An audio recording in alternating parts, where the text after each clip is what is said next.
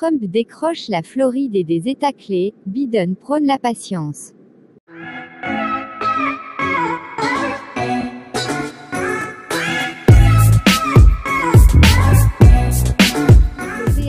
SHINGTONWILMINGTON, Delaware, Reuters, le président républicain Donald Trump était donné mardi soir vainqueur en Floride, crucial pour sa réélection, et devançait son rival Joe Biden dans plusieurs autres États décisifs pour l'élection présidentielle américaine, le candidat démocrate exprimant toutefois sa confiance dans l'issue du scrutin.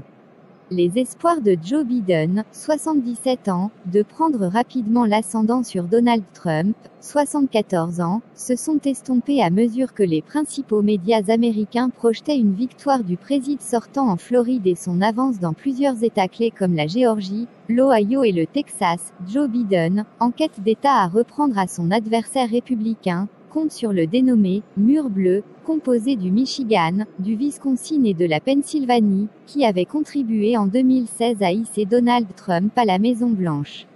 Cependant, le décompte des voix pourrait s'étaler sur de nombreuses heures, voire plusieurs jours. Dans ces États, Donald Trump était donné en tête dans ces trois États, mais une grande partie de cette avance était attribuée au vote massif des républicains dans les bureaux de vote pour l'élection day, alors que le dépouillement des bulletins transmis par courrier pourrait prendre jusqu'à plusieurs jours. En Pennsylvanie et dans le Wisconsin, le décompte des votes par correspondance peut seulement débuter le jour du scrutin. S'exprimant devant des partisans dans le Delaware, où il réside, Joe Biden a fait part de son optimisme. « Nous pensons être sur le chemin de la victoire », a dit l'ancien vice-président devant une caravane de voitures dont les conducteurs ont klaxonné pour marquer leur approbation. Remporter le triptyque Wisconsin-Pennsylvanie-Michigan devrait suffire à Joe Biden pour obtenir la majorité de 270 grands électeurs du collège électoral nécessaire pour être nommé président. À 6h05 GMT, selon les projections de l'Institut Edison Research, le candidat démocrate était crédité de 205 grands électeurs contre 171 pour Donald Trump. La chaîne Fox News projetait par ailleurs une victoire du candidat démocrate en Arizona, un autre État qui fut favorable à Donald Trump en 2016, lui laissant d'autres options pour franchir le cap des 270 grands électeurs. Même sans la Pennsylvanie, Joe Biden pourrait ainsi être élu en remportant l'Arizona, le Michigan et le Wisconsin, à condition de conserver les États où Donald Trump s'était incliné il y a 4 ans. De la crise sanitaire, nous sommes nettement devant, mais ils tentent de voler l'élection. Nous ne laisserons pas faire. Les votes ne peuvent pas être transmis après que les bureaux sont fermés, a de son côté réagi Donald Trump sur Twitter. Le réseau social a très rapidement apposé une mention indiquant le caractère potentiellement trompeur du message du président républicain. Donald Trump a déjà multiplié pendant la campagne des accusations sans fondement selon lesquelles le recours accru au vote par courrier allait entraîner une fraude massive. Les experts estiment que la fraude électorale est rare aux États-Unis, où le vote par correspondance est une tradition de longue date. Les partisans des deux candidats ont décrit le scrutin comme un référendum sur Donald Trump et son premier mandat tumultueux. Aucun président sortant ne s'est incliné dans la course à une réélection depuis le républicain George H.W. Bush en 1992. Le vainqueur sera à la tête d'une nation ravagée par l'épidémie de coronavirus, qui a tué plus de 231 000 Américains et mis des millions de personnes au chômage, les tensions raciales et les divisions politiques, qui se sont amplifiées au cours d'une campagne électorale au vitriol. Donald Trump a suivi le déroulement de la soirée électorale dans le salon de sa résidence à la Maison-Blanche en présence de membres de sa famille, avec notamment la première dame Melania Trump et son gendre et conseiller Jared Kushner.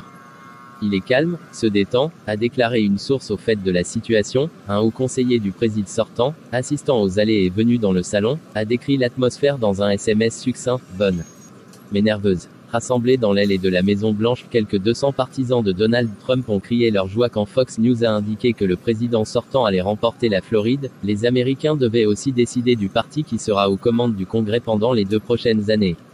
Il est attendu que les démocrates conservent la majorité à la Chambre des représentants. L'incertitude reste de mise pour le Sénat où les républicains disposent d'une majorité de 53 voix. Pas de surprise initiale et le début de la soirée électorale n'a pas donné lieu à de surprises.